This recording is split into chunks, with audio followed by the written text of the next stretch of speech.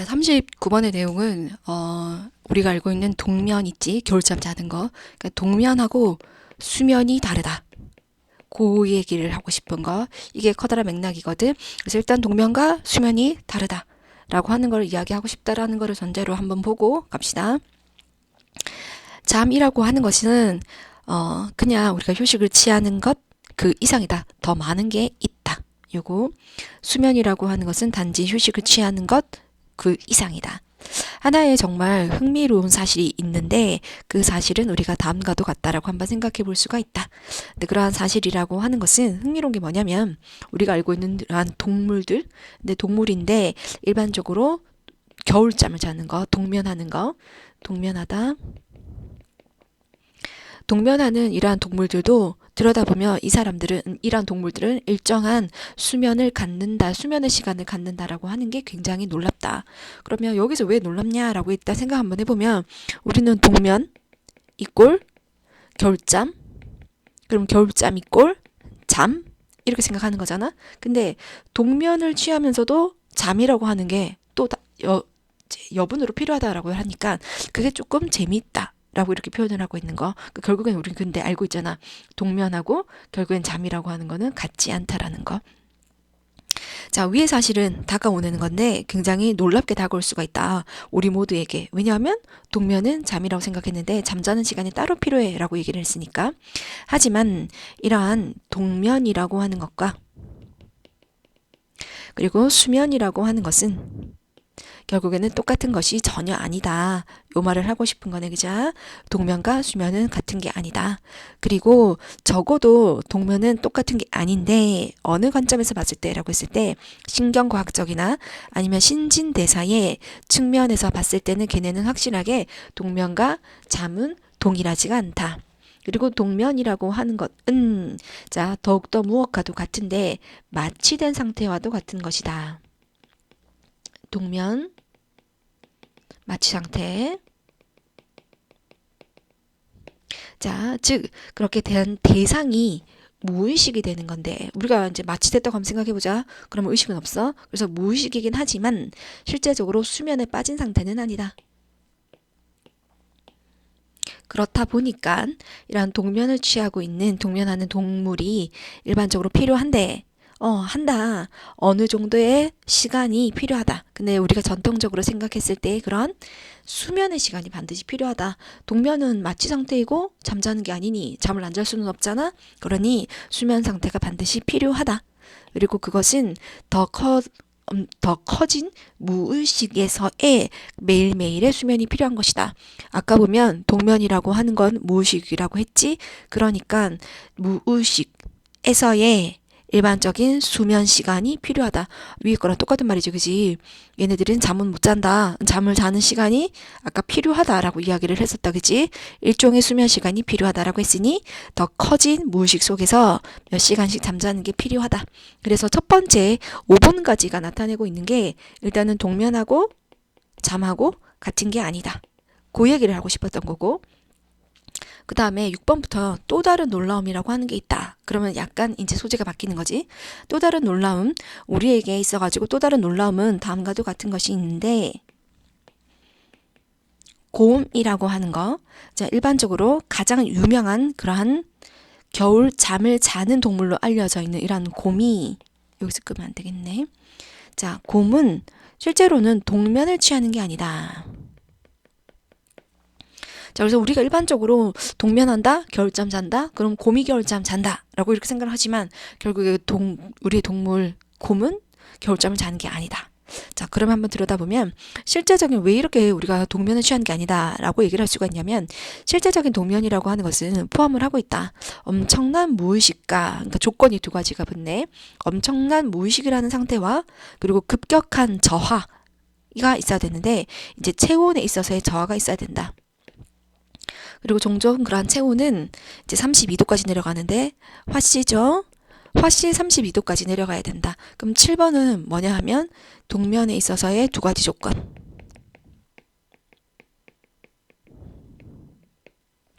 자, 이러한 정의를 따르자면 이러한 정의가 바로 두 가지가 있었잖아.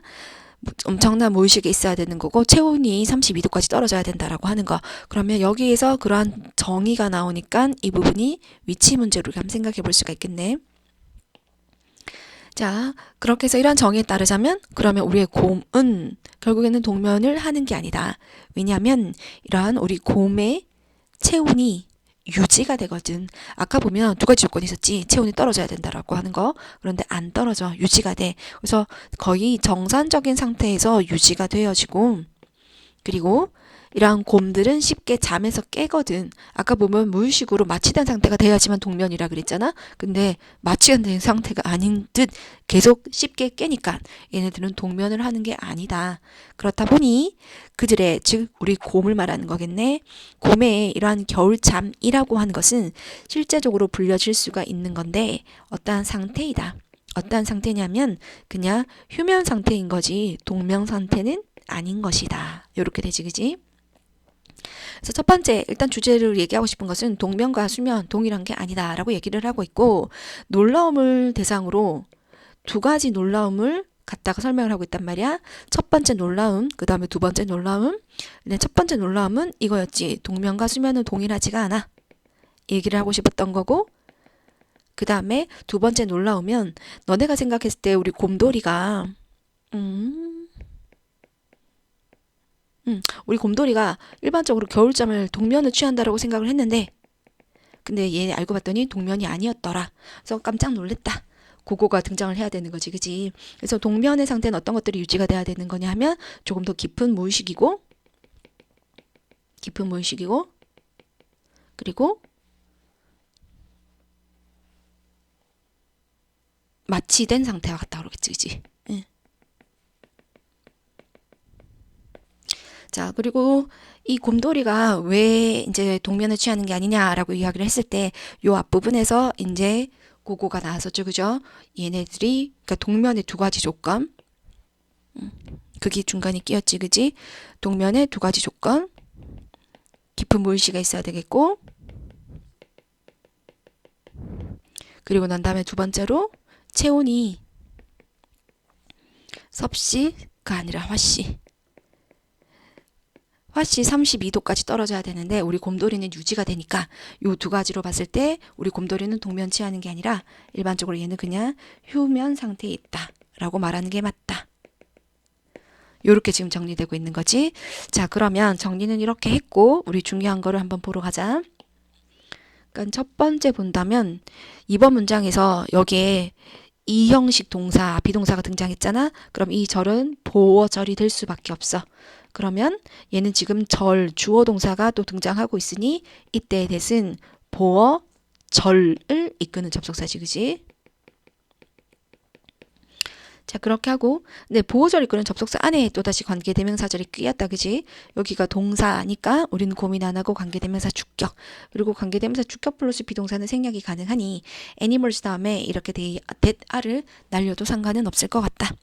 그리고 여기에서 결국엔 네가 하고 싶었던 말이 이 부분이잖아. 그래서 이 부분이 빈칸이 될 수 있을 것 같으니 한 번 더 눈여겨서 들여다보고, 그리고 이 부분 있잖아. 이렇게 대상이 무의식이 되고 그리고 수면 상태가 아니다라고 했을 때 그러니까 이런 단어들은 쉽게 건드릴 수가 있단 말이야. 그러니까 언을 빡 이제 지워버리면 의식적이다라고 하는 건 이제 문맥의 흐름이 확 꺾여지는 내용이니까 그래서 의식적이 아니고 무의식적이다. 왜냐하면 마취됐다라고 했잖아, 그지? 그러니까 깨어있는 상태 아니고 얘 지금 마취됐다, 무의식 상태다 그렇게 들어가면 좋을 것 같아. 그리고 난 다음에 이제 5번에 들여다보면 어퓨가 나왔을 때 건드리는 거 이거 어퓨가 맞니 아니면 어리틀이 맞니 라고 이야기를 했을 때 우리가 이 두 가지를 a few, 어리틀 이 있다고 치면 얘네들 뜻이 똑같지. 약간의 라는 뜻을 가지게 되는 건데 얘는 셀 수 있을 때 쓰는 거고 얘는 셀 수 없을 때 쓰는 거란 말이야. 그러니까 어표 다음에는 뒤쪽에 무조건 복수명사 그리고 얘 다음에는 무조건 단수명사. 그럼 차이 나는 부분을 보면 여기서 차이가 나잖아. 그러니 이거를 보고 우리는 얘를 선택을 해야 된단 말이야. 복수명사 즉 s가 붙거나 es가 붙겠지. 걔네가 있다면 우리는 어표를 써야 된다는 얘기야. 그러면 가볼까? 여기에 보면 이렇게 s가 붙어 있죠. 그러니까 요거를 보고 우리는 어리틀이 아니고 어표인 걸 알 수가 있다. 그렇게 되면 될 것 같아. 그렇게 하시고 7번에도 보시면 아까 동면이라고 하는 것은 엄청난 무의식이라고 했잖아. 그럼 여기서 unconsciousness가 돼야 되는 거지. 이거를 consciousness 그렇게 하면 안 되고, 그리고 내용에 이제 풀어서 내용의 일치 부분을 나왔을 때 이제 화씨 32도란 말이야. 그런데 섭씨 32도라고 이런 식으로 말장난을 칠 수가 있겠지, 그지? 그래서 그거 아니다. 우리는 화씨가 돼야 된다. 그렇게 챙겨놓자. 요걸 건너뛰었네. 자, 6번 문장에 들여다보면 surprise 얘가 주어가 되지. 그래서 얘가 동사고 얘가 또 이형식 동사니까 뒤쪽에는 보어절이 와야 되겠고, 그 형태가 주어와 동사로 이루어져 있으니 절인 거고, 그러면 이때의 that은 보어절을 이끌고 있는 또 보접이네, 그지? 그렇게 하고, 자, 8번의 문장 위치 집어넣는 거 해야 되겠지. 이러한 정의 기나긴 무의식, 그리고 화씨 32도 요거.